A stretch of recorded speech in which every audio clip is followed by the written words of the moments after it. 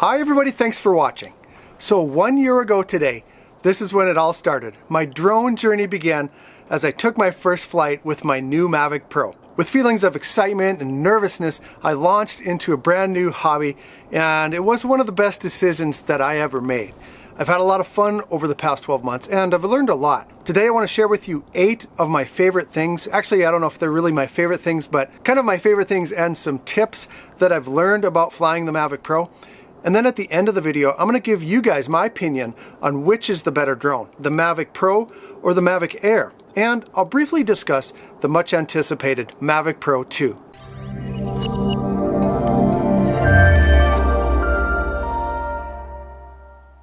So if any of you are like me, you've probably done a ton of research on what is the best drone for a beginner. It took me 3 months of reading and watching YouTube videos before I made my final decision, and I went with the Mavic Pro. It was a big investment, so I wanted to get it right. You know, portability, the fast learning curve on it, and the excellent camera are the 3 main reasons that I chose to go with the Mavic Pro. And let me tell you that I have not regretted a single day of it. Like I said, I've learned a lot over the past year, but what I really wanted to do with this video is share with you just 8 of the coolest things that I've learned. So if you're new to the Mavic Pro or you're gonna be getting one soon, you can be a step ahead. Now, these are in no particular order, and if you want to watch the video that corresponds to each of these tips, I'm going to put a link to some of them up here in the note cards, and then also down in the description, I'm going to have a link to all of the videos that I'm going to talk about today. So the first one is regarding the intelligent flight modes. Of all of the intelligent flight modes on the Mavic Pro, I think there's a tie for the best mode between the point of interest mode and the tripod mode. The reason they're so great, I think, is because they both give new drone pilots the ability to attain professional looking footage with minimal effort. By my 3rd flight with my Mavic Pro, I was able to get some pretty cool footage. The second thing that has to be mentioned has to do with the precision landing of the Mavic Pro. One of the best features of all DJI drones is the ability to return to home. If you ever lose track of your Mavic Pro or it ever loses connection, it will come right back to you. This is vital. The security it provides is beyond explanation. What I learned about it though is that in order for the Mavic Pro to achieve the most accurate precision landing, you have to go up, you have to ascend to at least 10 meters before changing the direction.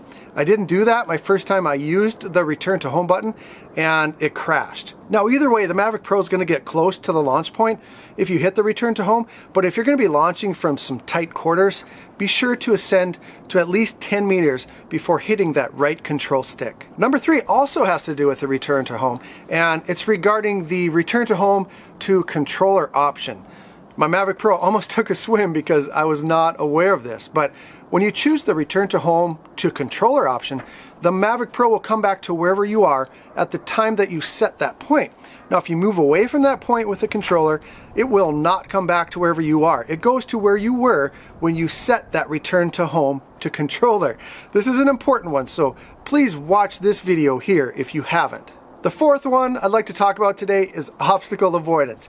It has saved me more times than I can even mention. Obstacle avoidance is by far the most incredible technology available on a drone, and it's getting better and better.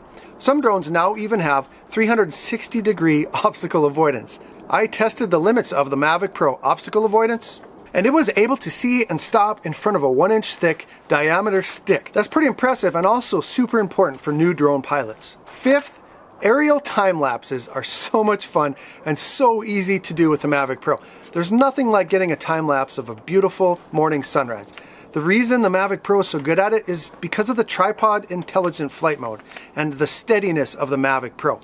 Even in a slight wind, it holds steady and allows anyone to create a smooth and impressive time lapse.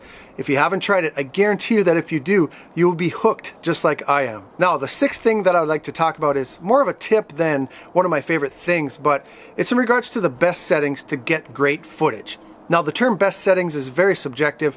You know, different people have different opinions on what looks good, but I'm on a perpetual mission to find out what seems to be the most attractive footage to watch. You know, what does the majority like to see, and what are the settings being used for those videos? And I can tell you that there are some basic guidelines, and I've collected all of them in this video if you want to watch it to help you get on the right track. Number 7, accessories. There are a ton of accessories available for the Mavic Pro, and I've tried about a half ton of them. But I've narrowed it down to 3 things that I think every Mavic Pro owner should have. a good micro SD card, a landing pad, and low noise propellers. Now, I've done a couple of videos on micro SD cards, and my most recent one convinced me that there really is a best card for the Mavic Pro, and it's the SanDisk Extreme Pro. Quality and durability define this card. It's what the pros use, and it's the best card for the money. A landing pad is a must-have as well. When you're out in the field, sometimes you're literally out in a field, and you don't want your Mavic Pro sucking up a bunch of dirt or the props hitting the grass and breaking your blades or anything like that. And the most important reason is that it provides the perfect contrast for your drone to achieve the ultimate precision landing. Finally, the low noise propellers, which came out with the Mavic Pro Platinum. They work great on the original Mavic Pro, and they really do reduce the noise. Now, previously, I didn't really care about the noise, but the more I flew, the more I realized that being as inconspicuous as possible is pretty important. When people hear a drone from above, they get testy and skeptical, and this can lead to some unfavorable interactions. Yes, engaging people about the hobby is important, but we need to educate as much as possible and help people be at ease. But it's best if we are the ones to spark those conversations, not some perturbed citizen reacting to the buzzy bee above them. Now, if you need any of those 3 items I just talked about, there are links down in the description for them. Finally, the 8th thing that I'd have to mention today has to do with firmware updates. You know, it's a very polarizing topic, but firmware updates are what makes the DJI drones the best. DJI spends millions and millions of dollars on research and development, and they're continually updating the Mavic Pro and their other drones to make them better and smarter. Now, sometimes they don't have favorable results, but for the long term, they make our drones better. Firmware updates keep your drone current. Yes, it's nice to have a shiny, new, more advanced drone, but when you buy a drone like the Mavic Pro, you can rest assured that it won't be out of style in 2 years, and I think that's paramount. Now, speaking of shiny new drones, on a nearly daily basis, I get the question, which drone do you think is better, the Mavic Pro or the Mavic Air? And I've held off because I hadn't had enough time to really explore my Mavic Air. But today I'm going to let all of you know that if I had to choose right now between the two, I would choose the Mavic Pro. There are a couple of reasons for that. Number one, stability. The Mavic Pro is just rock solid.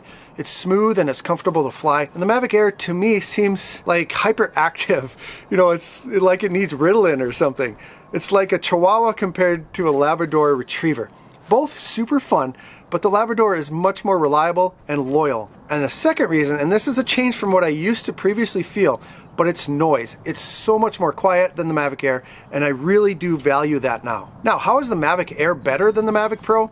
It definitely has an advantage when it comes to overall image quality. The noise reduction on the Mavic Pro tends to screw up some of the details when you're shooting in lower light situations. So in lower light and wider dynamic range where there's a lot of brights and darks in the image, the Mavic Air wins. But for me, it's not a deal breaker for the Mavic Pro because unless you really see them side by side, you see the footage side by side, you really can't tell. Now I'm gonna put a link down in the description of a video comparison that a gentleman posted on YouTube, and it's really quite informative and it provides more detail on the subject. The Mavic Pro will continue to be my go-to drone, but I'll also continue to explore and have fun with my Mavic Air. Now, there's been lots of talk out there about the Mavic Pro 2, and I have just a few things to say about it. First, I'd like to mention a quote from an author named Charles McCary. He says, "Anything that's secret, clandestine, loaded with such a supercargo of speculation, misinformation, disinformation, and for that matter, accurate revelations, creates an appetite." The fact is there's so much speculation out there about it, and honestly, I don't feel qualified,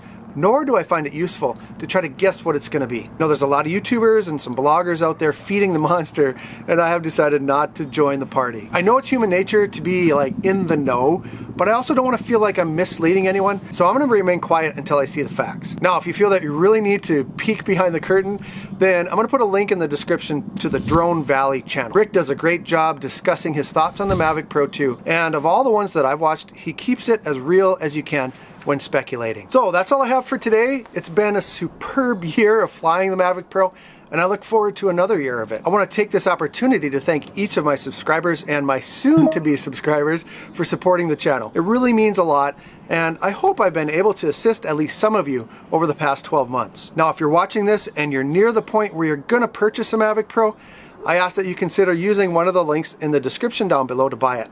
as it really helps me continue to build this channel and bring more informative videos to you guys. If this video brought you anything of value, please click on that thumbs up button, that like button. It makes you feel good and it makes me feel good too. Click on that subscribe button if you're not subscribed to join a very active drone community, and let me know if you have any questions or comments down below. I want to thank you guys for a great year and also for watching today.